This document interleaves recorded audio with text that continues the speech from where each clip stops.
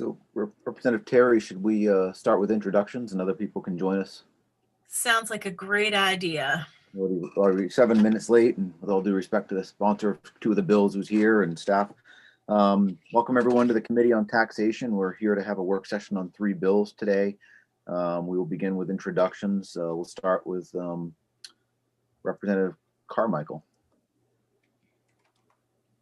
Morning, Representative Mickey Carmichael from District 137, which is 18 communities in Hancock, Washington, and Penobscot counties. Thank you. Representative Gramlich. Thank you, Senator. My name is Lori Gramlich, and I represent House District 13, which is Old Orchard Beach. Excellent. Representative Hanley, I see you're here with us. Yes. Good morning. I'm Jeff Hanley, represent District 87, which is Pittston, Alna, Wiscasset, and Randolph. Excellent. Representative Kryzak, good morning. Good morning, Mr. Chair. Thank you. I'm Ted Kryzak. I represent District 20, Acton, Lebanon, and part of Chaplin. Representative Matlock. Good morning. I'm Ann Matlock. I represent House District 92, which includes the communities of Cushing, Thomaston, South Thomaston, St. George, Matinicus, Cree Haven, and the Musselbridge Islands. Excellent. And Representative Sachs, I see you're with us as well. Thank you, Mr. Chair. Good morning, everyone. My name is Melanie Sachs, and I represent House District 48, which is Freeport and part of Pownell. Thank you. And Senator Pouliot. Hey, how's it going? State Senator Matt Pouliot. I represent Senate District 15, Augusta, China, Oakland, Sydney, and Vassalboro. Great. And Representative Terry. Good morning. I'm Representative Mo Terry. I represent District 26, the west side of Gorham, and I serve as House Chair of this committee. And welcome everybody. I'm Senator Ben Chipman, serve as Senate Chair of the committee. I represent Senate District 27, which is part of the city of Portland. So we also want to introduce Julie Jones, who's our analyst, who's with us, as well as Avery Page, who's our committee clerk. And I don't think there's anybody who's joined us who hasn't introduced themselves yet. So we will, I guess we'll jump right into the work sessions on 3 bills. We can take them in the order that they're listed on the chart. If everybody has the chart that Julie sent out by way of email yesterday, I believe. Can bring that up on our screen. And we'll let Julie walk us through the first bill. Thank you. Yes, the chart was emailed to you yesterday. In the olden times, the chart would get passed out to you at the table, so you would have it there in front of you on paper. If the chart is useful to you, you might want to, it would probably be a good idea to print it out. They're usually just a couple of pages long. They are also, well, the master list of all bills is also available online, so you can also access it online on the Taxation Committee materials page. But anyway, we're sort of getting used to the new process and new materials and new ways of doing things. As I suggested before, I'll suggest again that you make the Taxation Committee materials webpage your friend, because basically everything that you receive either through email or any other way is going to be posted on that page somewhere. So if you're having trouble finding the material or the email that you received, it should be available on that page. And you can always call me or Mandy Shorey in my office, and she can help you find things on that page. Are you doing your committee right now? Yeah. I'm gonna. Representative Bickford, your mic is on. Okay. Okay, So- not anymore. So should I start with LD 80? Yeah, let's start with it. We'll just formally open up the work session on LD 80. I know Representative McCray is here. Would like to give him some time, but we'll have Julie just kind of refresh our memory on what the bill does and go through that, and then we'll give Representative McCray some time to offer some additional information to us. Okay, great. LD 80 is sponsored by Representative McCray. It is an act to provide critical communications for family farms, businesses, and residences by strategic public investment in high-speed internet and broadband infrastructure. It's an emergency bill which proposes to begin on June 1st of this year, 2021. It would provide that for sales occurring on or after that date, that 33% of the sales tax revenue from marketplace facilitated sales, which are made by marketplace facilitators, would be transferred to the Connect Maine Authority. The funds would have to be used to further deployment of high-speed internet and broadband infrastructure to unserved and underserved areas of the state. And the bill would take effect when approved. The Maine Revenue Services, in its testimony on the bill at the public hearing, indicated that their preliminary estimate of revenue impact would be somewhere in the vicinity of $15 to $20 million per fiscal year beginning in FY22. And Maine Revenue Services has also indicated that that there would be additional administrative expenses to identify possibly what constituted facilitated sales. Right now, they know how much they would collect from a marketplace facilitator, but not all. Many marketplace facilitators also sell their own products. Those would not be considered marketplace facilitated sales. The marketplace facilitated sales are only where there is a facilitator between the seller and the buyer. This was heard on February 9th. You have the sponsor here to answer questions. You have Judy Metho, the director of the sales tax division at Maine Revenue Services, and you have the folks from the tax policy office here as well. There were a number of questions raised at the public hearing, and Maine Revenue Services or the Office of Tax Policy, or both. It's sometimes hard to know exactly who they are because they're really two people in one. But has provided you some written information which was emailed to you. The questions were, can Maine expect federal money to support broadband? Is there money in the biennial budget for broadband? And is there federal COVID money for broadband? You also, I forgot before when I was mentioning people who are here, Peggy Schaefer from Connect Maine testified at the public hearing. She was not able to be here today, but you have in her place Stephanie McLagan. I don't know how to pronounce Stephanie's last name. She'll tell you, I'm sure, but. McLagan. It's like wagon. McLagan, thank you. She is here to answer your questions from the Connect Maine perspective as well. Julie, can you tell us how remind us how Peggy Schaefer testified? Was she neither for nor against, or was she in support of the bill? Or I'm gonna have to. That's correct. Neither for nor against. Yes. For nor against. Okay, great. Yeah, so I guess we'll go ahead and hear from Representative McCray. I know he's here wanted to offer some additional information for us. If you give him a few minutes. Welcome, Representative McCray. Thank you very much and good morning. I really appreciate this opportunity. I'm not going to rehash my introductory testimony.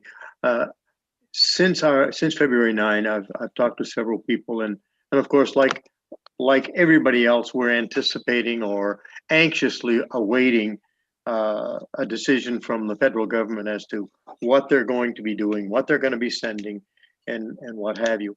My sense, after many conversations, is that because we don't know that, but the suspicions are that it will be substantial. It will be less encumbered than previous federal money coming to the state, and therefore the budget as proposed may very likely be loosened up. So I don't think we need to belabor the point that internet is more critical for so many reasons over this past year and on into the future. So what I propose, because the EUT committee put this out unanimously, it went 137-0 in the House, and it ended up on the appropriations table when we left Augusta. So it died, which is a real shame, because had the pandemic held off for another month, we probably would have this bill a success and in law at this time. So I guess what I'm proposing is I would really suggest or ask for a very favorable report from this committee knowing full well that assuming that everybody's going to support broadband, if the money is there, appropriations probably will see the wisdom of funding it.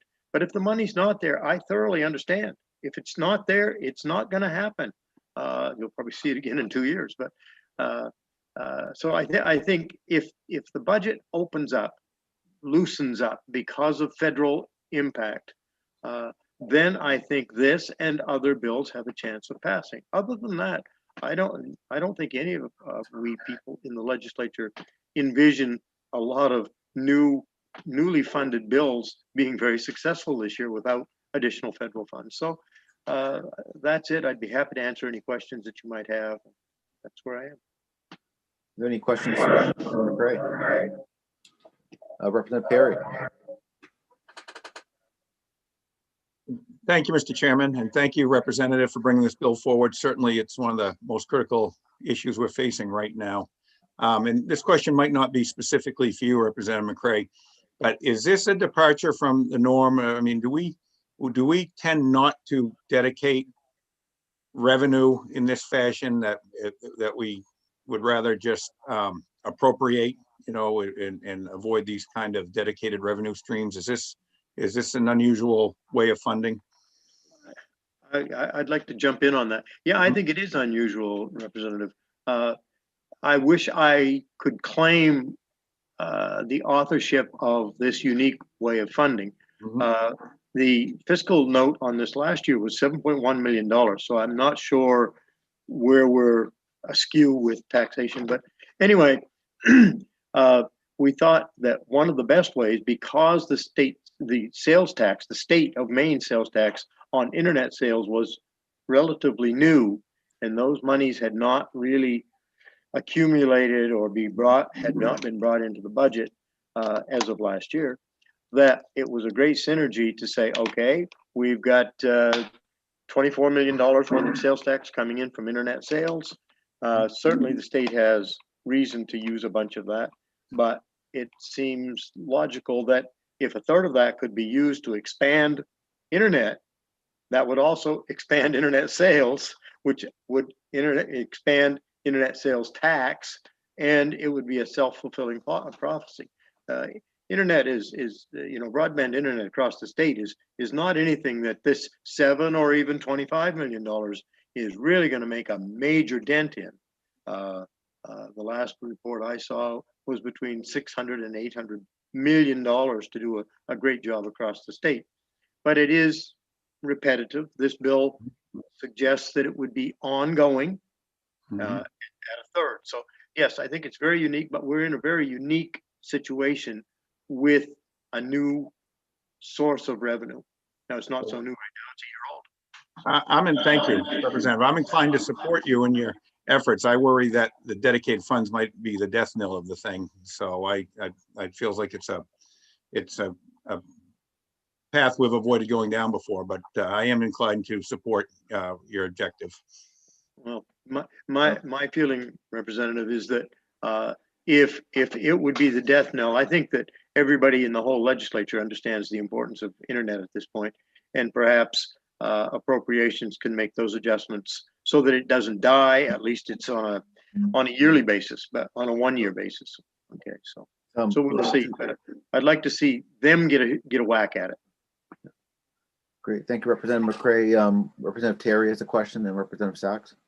Thank you, Mr. Chair. I apologize, after this question, I'm going to have to step out for a bit. I actually have a question for either Julie or Dr. Allen.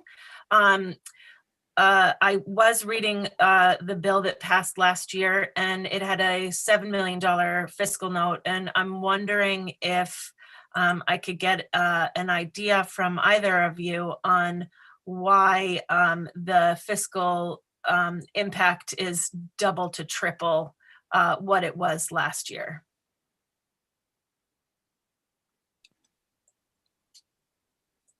I'm going to defer to the Office of Tax Policy. Is Mr. Allen here? I don't see him on the list. Perhaps Mr. Sagasser might be able to answer that question. Or Mr. D'Alessandro, one or the other, I think. Or perhaps Ms. Maybe a Method might be able to answer as well. Good morning, Senator Chipman, Representative Terry, members of the Taxation Committee. I'm John Sagasser, Tax Policy Counsel for the Office of Tax Policy. Dr. Allen couldn't be here this morning. The estimate on this bill, rough estimate, is the $15 to $20 million per year. And I'm not exactly sure, so I'll have to get back to you unless Daniel or Ms. Methot knows specifically, but there is a question both in our concerns here about the technical wording of the bill, and that may have to do with the estimates. I believe last year's bill tried to capture an initiative, the prior expansion. So the question here is it covering marketplace facilitated sales or marketplace facilitators sales? So the facilitated sales are separate from their direct sales. And that's a point that we've brought to the committee's attention as to clarify the intended scope.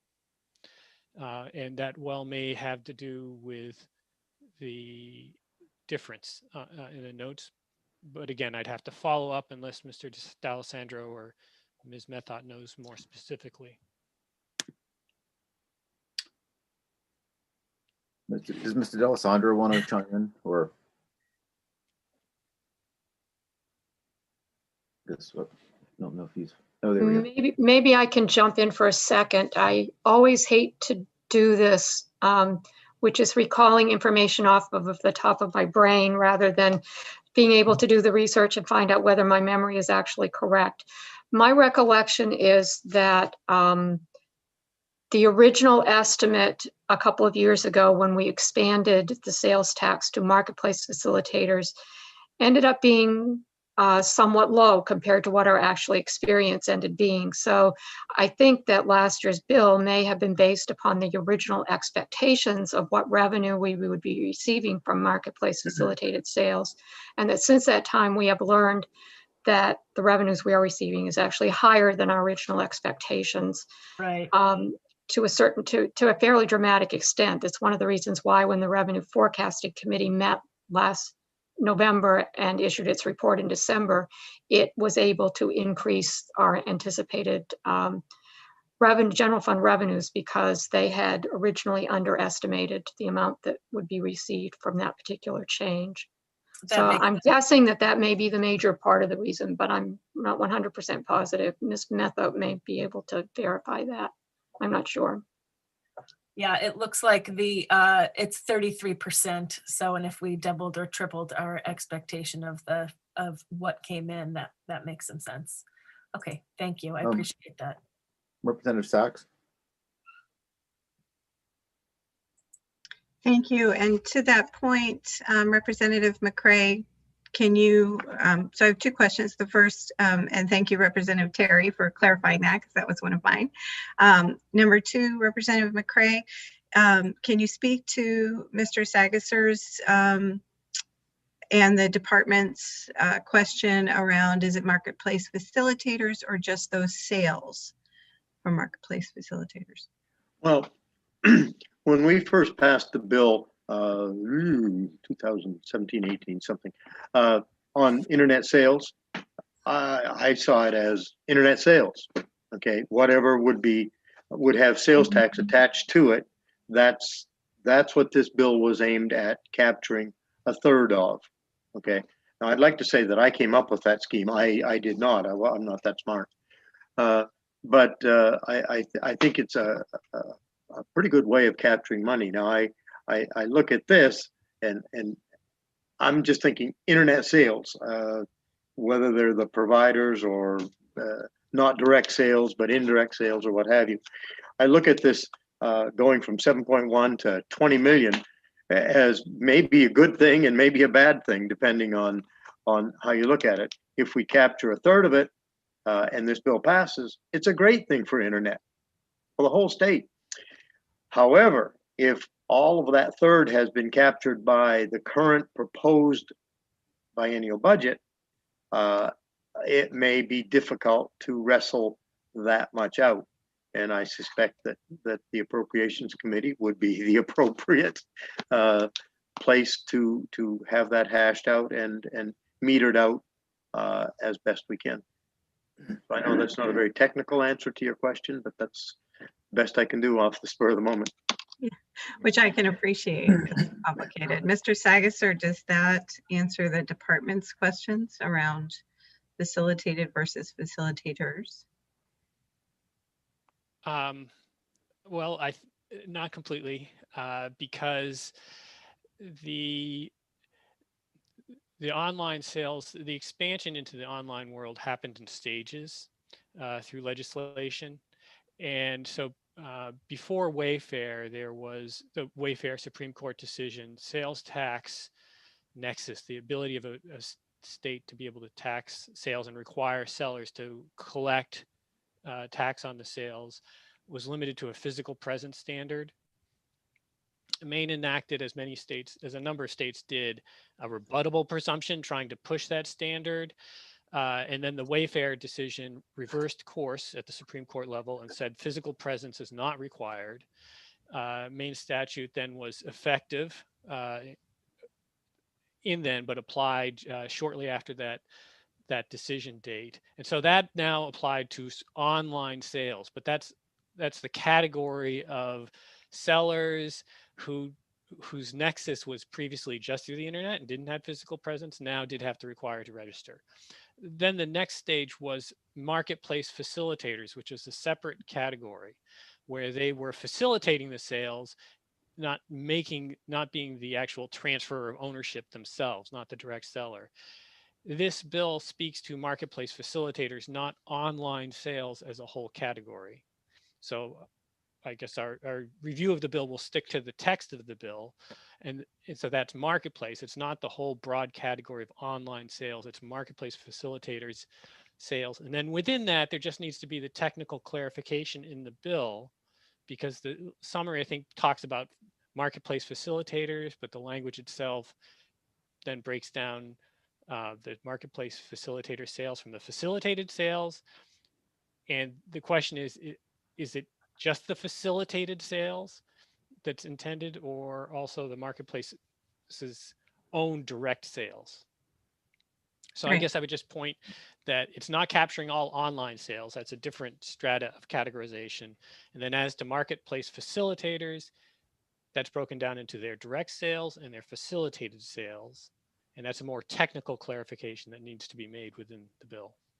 Right. And I did note that MRS indicates that there will be administrative expenses to identify directly what that is of facilitated sales. And yes. And I'm assuming that the revenue estimate right now was based on your understanding of facilitated sales only right now. Is that correct? So if we went broader, Julie is nodding. I don't know if that's true.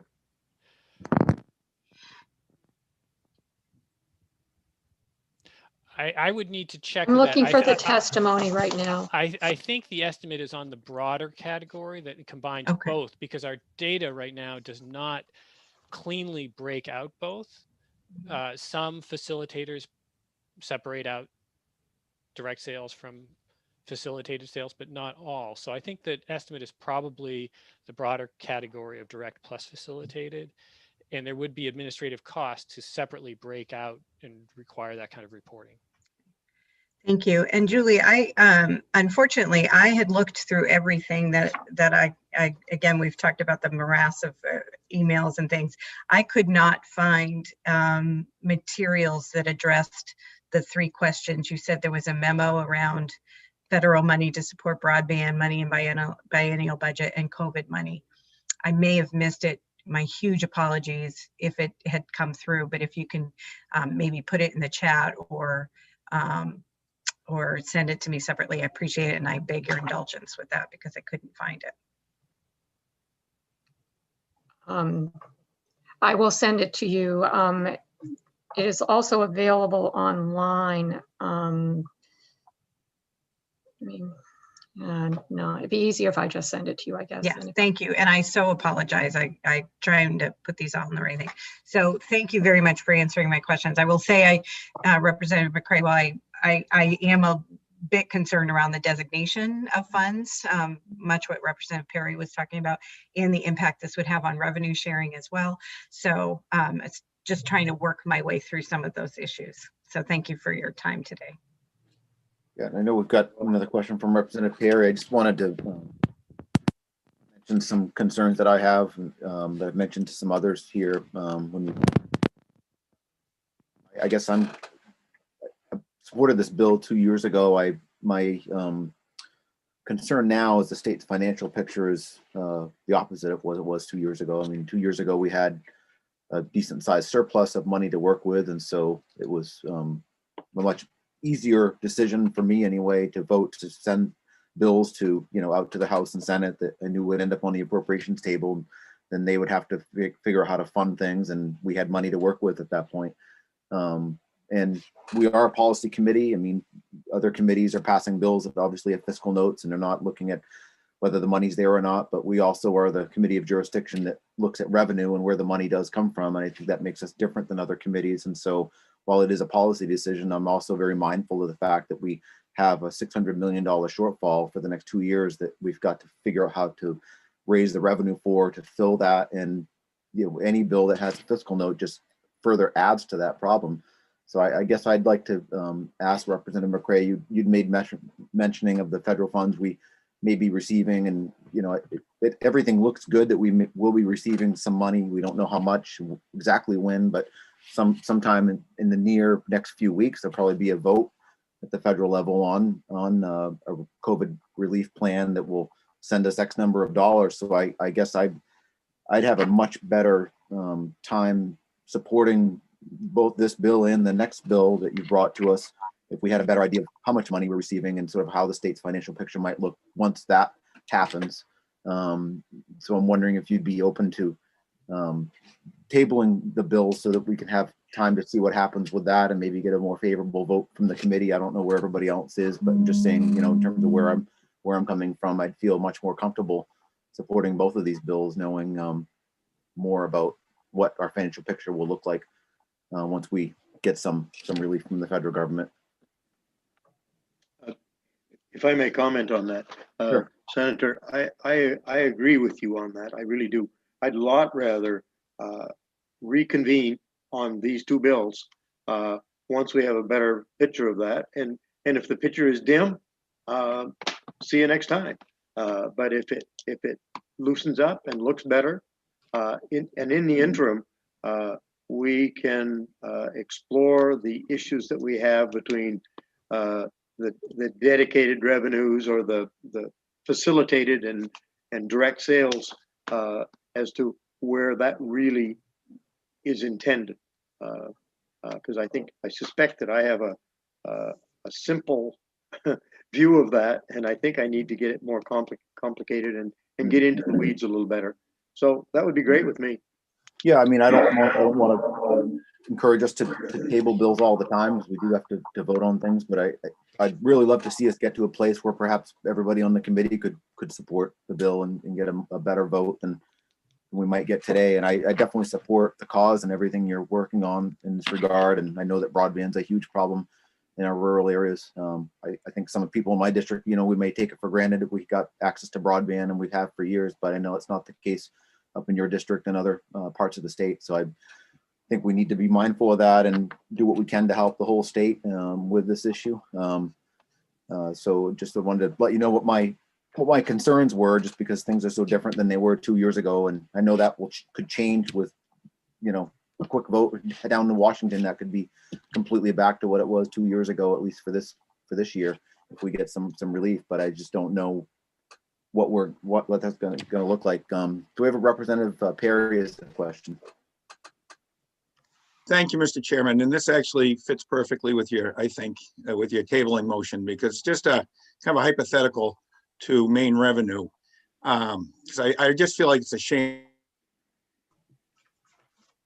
we missed our opportunity to pass the bond and get this thing started. And back to Representative McCray, I think what you said, it makes perfect sense that as we expand this, the revenue will expand. And of course, that will be ongoing. So my question to main revenue, but I think it's a tougher sell in the situation we have here with I just feel like dedicating funds is a tough way to go. It's something I don't think we do a lot of, because we could do it, you know, for everything. But my question to main revenue is, if say we were to invest $100 million in the next couple of years into broadband, would that have an impact on a fiscal note? Could you say with this additional investment in broadband, we would anticipate this additional revenue from sales tax? Could you draw that connection? Because to me, that would be a strong indication that this would support the investment and maybe the bonding route. So I guess that's my question, if that was understandable. Yes, Representative Perry, the question is clear. I don't know the answer. And I think a question would be looking at timeframes would be important for Mike. I'll have to, for Dr. Allen, I'll have to relay that information to him to say what would this different infrastructure, is that something to consider, and what would be the time periods if it is? And I don't think I'm asking for a real fiscal note, just an opinion. If we were to invest X number of dollars over a certain period of time, I don't know what's realistic, would you anticipate there would be additional bookable revenue knowing that was the case? And just an opinion. Yes, right. He always draws distinctions on sort of dynamic forecasting versus the static versus supplemented forecasting. So I will discuss with him and we get the information, the answer. Representative Bickford? Yeah, is there a tabling motion on the floor right now? I didn't formally make a request for table and motion. I just threw it out there as a suggestion, just in terms of where my thoughts are on the bill and on the next bill as well. I just wanted to mention that, you know, Okay. where I was coming I just from. wanted to be clear. Okay, thank you. Any additional comments from members of the committee? Any questions anybody has about the bill? Representative Perry? I'd be happy to make that table motion if people thought that was in order at this time. I'd second it. Okay, so we have a tabling motion from Representative Perry and seconded by Representative Gramlich. It's non-debatable. I guess we'll have a vote. All those in favor, please signify by raising your hand using the reactions button at the bottom of your screen.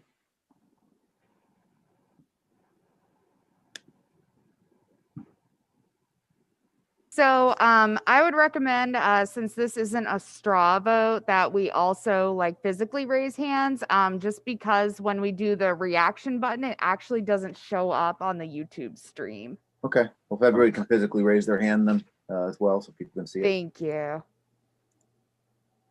Okay, sorry, I'm just going through all the boxes. I have Rep. Matlack, Rep. Perry, Senator Chipman, Rep. Gramlich, Rep. Bickford, Rep. Hanley, Rep. Sox, Rep. Collings, Rep. Kryzak, and Senator Pouliot, and Rep. Carmichael. So I believe that's unanimous. Is that your recollection, Avery? Yep. Yeah, okay, great. So everybody's voted, that's unanimous. So this bill is tabled, LD 80 is tabled. We'll now go into the work session on LD 86. This is an act to make sales to area agencies on aging tax exempt, also sponsored by Representative McCray. Julie, would you like to walk us through this bill? Yes, I had to unmute. Okay. LD 86 proposes beginning January 1st, 2022, to provide a sales tax exemption to. Since I can, we're zooming right now. Oh, is someone Somebody needing to needs to speak? mute their. Okay. All right. I wasn't sure if somebody was needing to say something. It would provide a sales tax exemption for area agencies on aging, which are local community agencies located throughout the state, funded originally at least under the area agent, under the I'm forgetting the name of the law now, but under federal law, I actually began my first job out of law school working for an area agency on aging, which was I was involved in the field of legal services for the elderly. Anyway, there are also other public and private nonprofit agencies than area agencies on aging that would be covered by the bill. And the bill provides that they have to be operating under grants from DHHS and provide social services in order to secure and maintain maximum independence and dignity in a home environment for older people capable of self-care with appropriate supportive services. This, if you were on the committee before and this sounds familiar to you, that's because the same bill was before the Taxation Committee in the 129th. It also had a unanimous report out of the Taxation Committee in the first regular session, was carried over on the appropriations table to the second regular session, and died on the appropriations table at the end of the 129th legislature. The fiscal note, we don't have information this year, but the fiscal note in 2019 was a relatively small revenue loss of 26,600 in FY, in the first fiscal year, and 37,525 in the second fiscal year. We need to have a new one this year, but that gives you some idea of what the impact was estimated to be 2 years ago. Senator Pouliot. Do you have something, Senator Pouliot? Your hand. Oh, okay.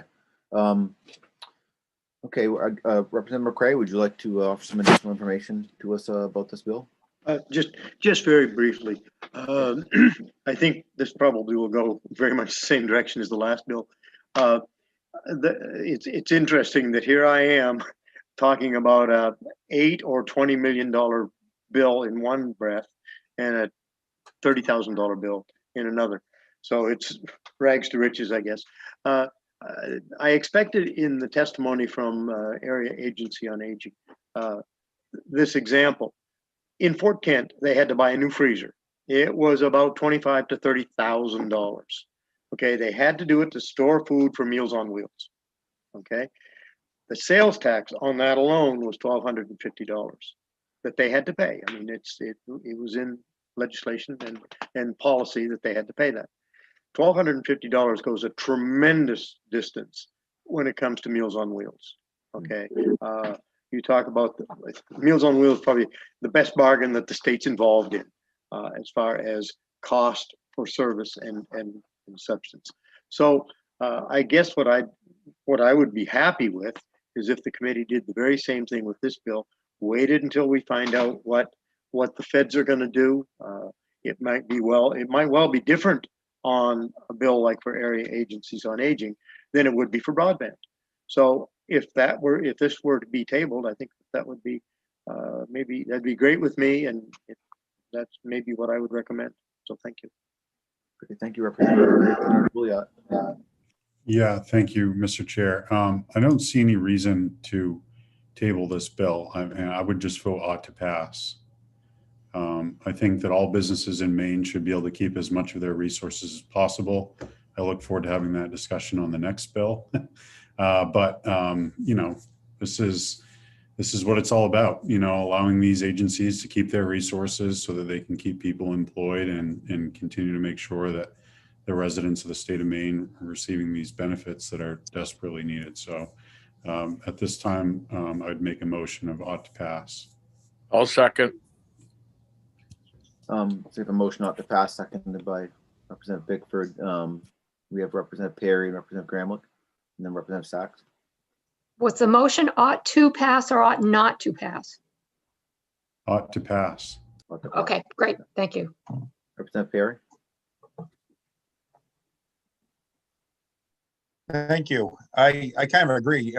Federal funds, no federal funds, it's going to end up on the appropriations table, and it'll either survive or not. It doesn't come with the extra complication of dedicated funds or whatnot. But I had asked at the public hearing if we could get a general idea if we just exempted all nonprofits, because we deal with this year in and year out. We deal with it on case by case trying to get people these exemptions. So I was wondering if that information had been able to be collected for us today. And it was Dr. Allen, I think, who floated that idea in the first place, that maybe we ought to consider just doing blanket exemptions for all nonprofits. Representative Gramlich. Thank you, Senator. I echo Representative Perry in terms of having a bigger picture conversation about how the state moves forward relative to nonprofit status and taxing nonprofits. As many on this committee know, there's somewhere in the neighborhood of about 35 different designations for nonprofit status according to the IRS code. And we know in the state of Maine, nonprofits do extraordinary work and give back in numerous ways. Relative to Representative McCray's example with the freezer purchase and having to be taxed $1,200, that would probably have fed somewhere in the neighborhood of 178 people in Aroostook County, understanding that the average cost of Meals on Wheels is about $6 or $7. So talk about a return on investment. I am in full support of passing this particular piece of legislation. So thank you very much. Representative Sachs. And I saw that Mr. Sagasser was maybe going to jump in. Did they have those figures? That was going to be my question as well. The department had brought up that broader conversation, which delighted to hear Senator Pouliot say that he may be in favor, to see what that fiscal impact is. And if this conversation needs to be for a different work session, just on the merits of sort of a broad-based tax policy, I'd love to have that discussion, but I just wondered if the department had a chance to look at that. Yes, Representative Sachs. Dr. Allen got back to me, and his estimate for a broad 501c3 exemption is roughly in the neighborhood of $5 million a year. Dr. Allen testified on the bill for the administration as neither for nor against, and just identified that as a policy approach consideration, that this would be the 107th exemption, 7th in 5 years. It's 33 out of 45 sales tax states plus DC go a broad-based approach. And the 501c3 broad-based approach is an estimate of $5 million a year. Thank you, Mr. Sagasser. And so with the chair's permission, I'd like to request at some future date, having a workshop with the department or a policy discussion, however that's appropriate, for this committee to take a look at that particular policy. I'm looking at both Representative McCray, your policy discussions around broadband, which I think are different than the policy implications of this bill. So I'm really trying to look at it from a policy point of view. So thank you very much. Representative Collins. Yes, good afternoon. Yeah, so as others have stated, I'm definitely in favor of this proposed legislation. I'm also in favor of something that will help all nonprofits. So I don't know if it makes sense to do something where we include all of them, or it seems kind of strange to me to do something for $1,300 and then leave about $5 million out. I mean, like I said, I support all of it and would like to have that discussion. So, and I would hope that everyone on this committee could discuss this in full and they help everyone, which is our goal here. So that's my thought on it. Representative Bickford. Thank you, Mr. Chair. Is it possible, Mr. Chair, that we keep our remarks and questions to the bill at hand rather than getting out and discussing other ideas? Yeah, but I mean, I think this bill does relate to a broader conversation around nonprofits. It kind of brings that up. So I don't think that was out of order necessarily, but I would remind people to try to keep their comments focused on the bill. Representative Perry. Thank you. I just wanted to tell my good friend, Representative Bickford, I was thinking about going out on my own report that amended it to exempt all nonprofits. You go. Representative McCray. Yeah. Yes, thank you very much. I find this discussion intriguing. I would hate to see this bill die waiting for a $5 million windfall to the others. I support those others. I really would. I'd be happy to sponsor or co-sponsor a bill that would do that. But I would hate to see this bill go by the wayside waiting. Okay, any additional discussion? Representative Bickford, do you have something else, or your hand still up from before? Representative Bickford? Oh, okay. We've got Representative Matlack has a question, and Julie would like to chime in as well. No, I just have a comment, and I would also like to move this bill forward. I think the discussion that Dr. Allen brought up when this bill was first brought to this committee is a good conversation to have. I would be most happy to join with Representative Sachs and others in discussing what it means to have a broad-based tax exemption for nonprofit organizations. But I will be supporting this. Julie, do you have something? Yes, my brain is a little slow. I realize the motion would need to be ought to pass as amended because at a minimum you would need a fiscal note, even if you make no other changes to the bill. So that should be what the motion is rather than straight ought to pass. Are you okay with that, Senator Pouliot? Yeah, that's fine. Representative Bickford, you're the seconder. You're fine with that as well? Yes. Okay. Do you have something, Representative Matlack? Oh, okay. Just remiss in removing my hand. Is any other additional questions or comments from members of the committee? Do you have anything else, Julie, or your hand still up from before? Yes, I neglected to take it down. I will do it now. Okay. We'll see no additional questions or comments. We have a motion on the table, ought to pass as amended. All those in favor, please signify using the reactions button, but I guess we want you to raise your hand physically as well.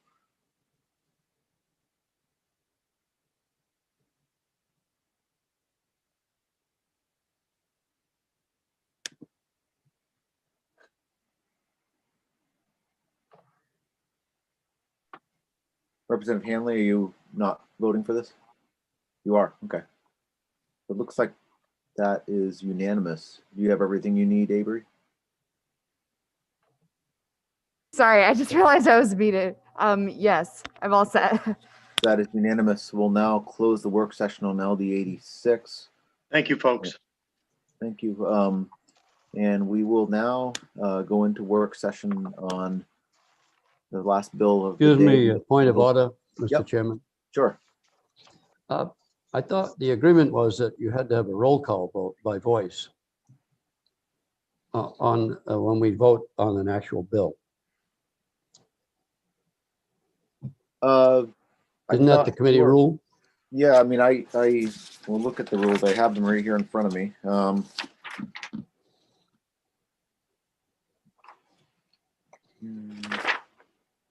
Work sessions, so.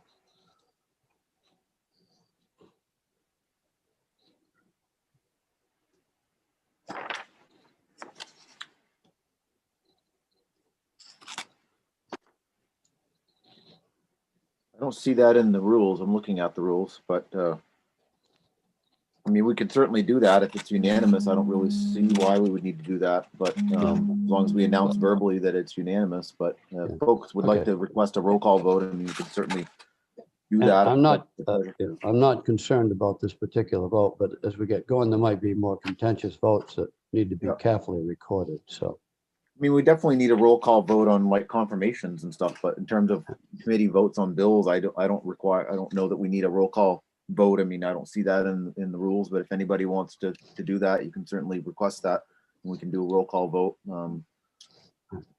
We can look at the rules over the weekend and maybe there's something in there I'm not seeing, but my quick glance at them in front of me right now I don't see that. Okay, so now we'll, yeah, go ahead. I just want to say, we have never, and I've been on this, I'm in my 5th term on this committee, we have never had a roll call vote. It's always been a raise of hands. Yeah. Okay, well, And- appreciate that. You've been on the committee longer than I think anybody else that's on the committee right now, so. Yeah, great. So we will now go into the work session on our final bill of the day, which is LD 140, an act to assist certain businesses in the state that sell prepared food and or alcohol. For me, Sure, go ahead, Julie. ready for me? Okay. This bill relates to retailers that sell prepared food or liquor sold in licensed establishments for on-premises sales that are currently subject to the 8% sales tax. What this bill would do would be to permit those sellers to retain one of the 8 cents in order to cover their administrative expenses and remit the remainder 7% of the 8% to the state. Maine Revenue Services has several policy concerns and also technical concerns with regard to the bill that they'd like to talk to you about if you're considering moving forward with it. They estimated, it's a preliminary estimate, it would need more work, but the preliminary estimate is about $30 million in revenue loss per year. And it would begin on January 1st, 2022. That's all I've got. Great. Committee discussion on this bill. Representative Perry. Thank you. My heart is with the sponsor of this bill and what she wants to do. I have no intentions of voting for this bill, so I'll put that out there. But I will lay out a real scenario. In my business, I collect about $3,000 a month sales tax for the state of Maine. 2/3 of my sales are on credit cards, and that increases every year. My fee for running the credit cards is roughly 3%. So that means I'm paying 3% of $3,000 that I collect for the state of Maine. So that's roughly $90 a month. So I'm spending over $1,000 in credit card fees collecting money to remit to the state of Maine. I'm sure it's more in restaurants, 8%. It's a higher rate, and I bet they have a much higher rate of card uses in restaurants. So it is a real issue we ought to consider. This bill goes way too far as reimbursement. I think we ought to look at it in general. Now, when talking to the Maine Revenue, they will argue, well, yeah, there's some expense for you, but you have use of our money for a month. Well, miss your payment and on your sales taxes, and they'll tell you that's trust fund money. You got no right to touch it. So, and you can get yourself in a lot of trouble if you get behind. So I think we really should consider a little bit of help for businesses. I think Dr. Allen said it's capped at like $200 in other states, but things have changed over the years, and it really does cost business owners money to collect this money for the state. So I just like. Sure. Representative Sachs. And hold that thought, Representative Perry, because I have a bill coming up about swipe fees. So hang on. My concerns with the bill, and I wasn't sure if that was a motion, Representative Perry, to do ought not to pass. That if so, if not, I'm happy to make a motion to say ought not to pass. Structurally, policy-wise, I have a lot of problems with this bill, but I'd like to put that out there now if that's appropriate, Mr. Chair. Okay, so you're If making. that wasn't already done with Representative Yeah. Perry, if that's the case, Yeah. I'll second his motion. Yeah, I didn't intend to jump to a motion. I'm sorry, everybody. And I just wanted to lay that out there. I wasn't going to jump to a motion right off the bat. So Representative Perry didn't make a formal motion. Are you making a formal motion, Representative Sachs? Sure, just in case, to have the discussion, make a motion. I'll second that. So we have a motion from Representative Sachs, seconded by Representative Bickford. Thank you, ought not Representative. pass. So I Senator just, Stewart. if I could just ask a question, Senator, while I have the floor, is that okay? Sure. Okay, and the preliminary, and I think it was already answered, but that the preliminary revenue estimates were just preliminary, and that Julie is saying yes, and that could be tweaked. Are they expecting that to be significant either way? Or, I mean, $30 million is a lot, and again, impacts revenue sharing quite a bit. So I wanted to just ask that. Sorry, could you repeat what the question was again?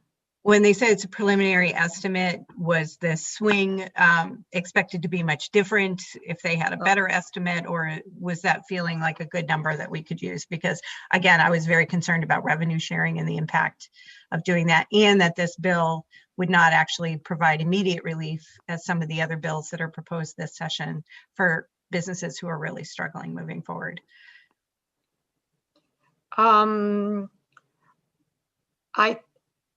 I don't think, they did not say anything other than it was just a preliminary estimate of the possible impact. They also raised questions about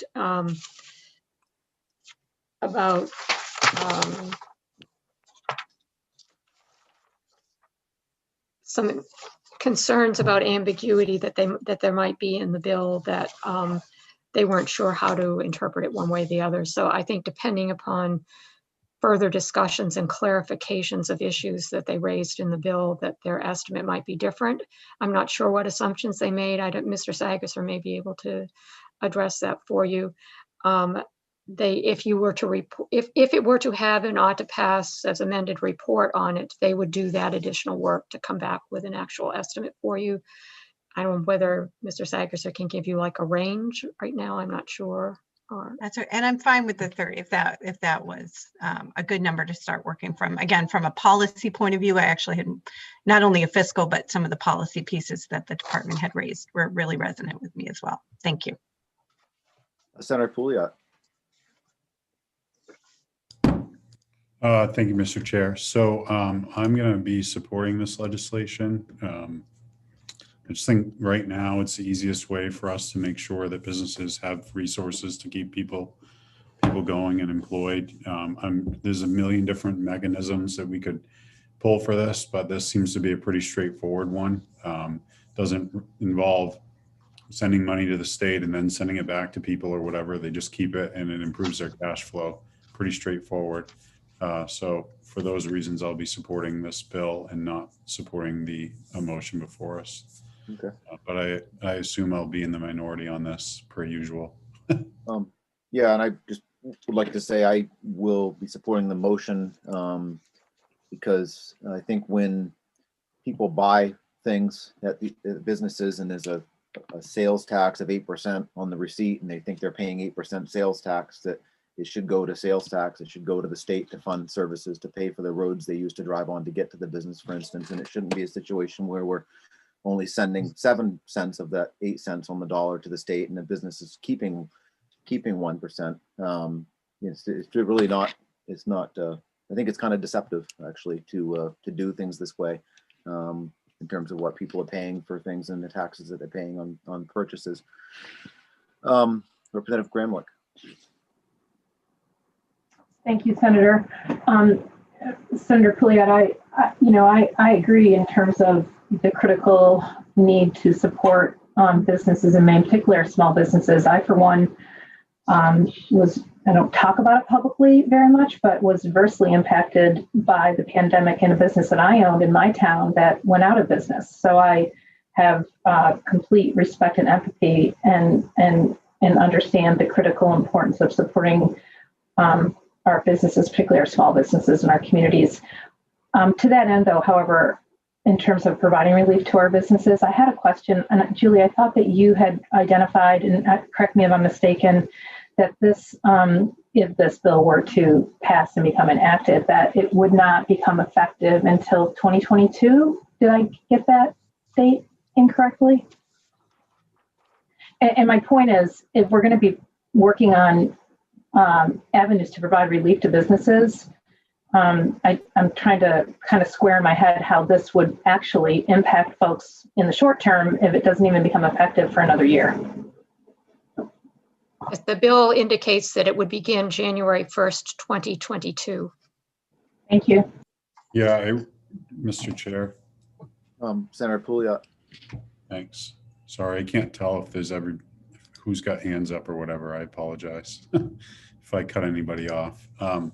I agree, it doesn't solve anything right now. And I think a lot of times this is just a broader discussion since this bill's going to die. But it really is just more about not doing things, I think, in terms of acute decision making, but more or less what kind of policy can we look at that helps businesses or the people of Maine keep more of their money in their pocket. That's always the lens I'm looking through, just so those of us who have now working together for the first time understand. My worldview is we should allow businesses and people to keep more of their money. Now, I recognize that there is a desire to collect some resources, get those to the state. Unfortunately, Mr. Chair, they don't go from sales tax to paying for roads and bridges. Those are dedicated resources from the transportation fund, and bonding that we do. I guess you could argue that those sales tax dollars might support the interest payments on the bonds for the transportation infrastructure. But so the reality is, that's just my worldview. I'll be bringing that worldview to a lot of these discussions that we have about taxation, just so folks are aware. And I think that the people that make the money are the best stewards of their money, not the government. And I think that that's probably just a different worldview from members of this committee. And I would encourage folks to think about, what can we do to make ourselves more competitive nationally from a tax perspective? Because if you look at our structure, nationally, we're not that competitive. And that costs us in terms of, talent and growing our economy, workforce development issues that we have, and also just overall economic growth. So I thought now might be a good time to mention that, since we're still early in the session and this bill is going to die, and that's where I'm at. Great, thank you for that, Senator Pouliot. Yeah, I mean, I would be more supportive of this bill if it was to actually lower the meals and lodging, the meals tax from 8% to 7%, so the businesses could maybe charge a little bit more and keep that money themselves. But to just have them, collect what's supposed to be 8% and then only send 7% to the state and keep the 1%, it doesn't really work for me. So I am against the bill because of the way it's set up. And in terms of worldviews, I mean, all the data that I've seen shows that businesses, people, don't move to certain states based on taxes. It's not a big consideration for people. So I don't know that that's really our challenge. I think it's more of being in a rural state, being way up in the Northeast, and having, not having a broadband, like on the last bill, a couple bills ago we talked about, not having broadband in rural areas is certainly a consideration for businesses and people where they locate. But taxes isn't, what I've seen, is not a huge consideration. So I think we're getting off topic a little bit here, but does anybody else have any questions or want to offer comment before we vote? We have a motion on the floor. Seeing none, the motion is ought not to pass. All those in favor, please signify.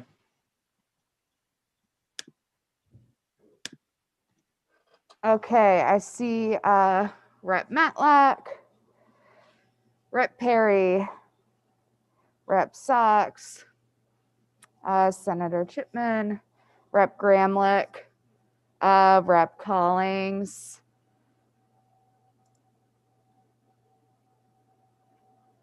Okay, all those opposed?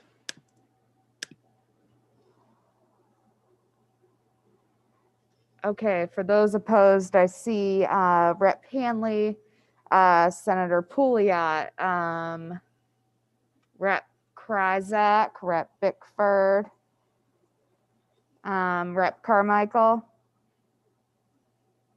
Okay. I think I'm all set on my end. Thank you. Great. So that motion prevails. So we'll now end the work session on. Whoa. ahead, I need to know what I need to know what the motion is of the people who voted against the ought not to pass. Ought to pass. As amended for fiscal note. Yeah. Okay. Fiscal note only. Okay, so the motion for the minority reports ought to pass as amended with the fiscal note. So we'll now end the work session on LD 140. We don't have any other bills to take up in work session today. I don't know if you have anything you'd like to bring up to us, Julie, before we adjourn. Just some sort of scheduling sort of information or miscellaneous information, I guess. First, I think I emailed to you that we've heard from Maine Revenue Services that their biennial tax expenditure report, usually referred to as the Red Book, is now complete. It's been sent to the printers. It's available online, and I emailed you a link to the online report. There will be paper copies available for you. They are providing us enough for you to be able to have one.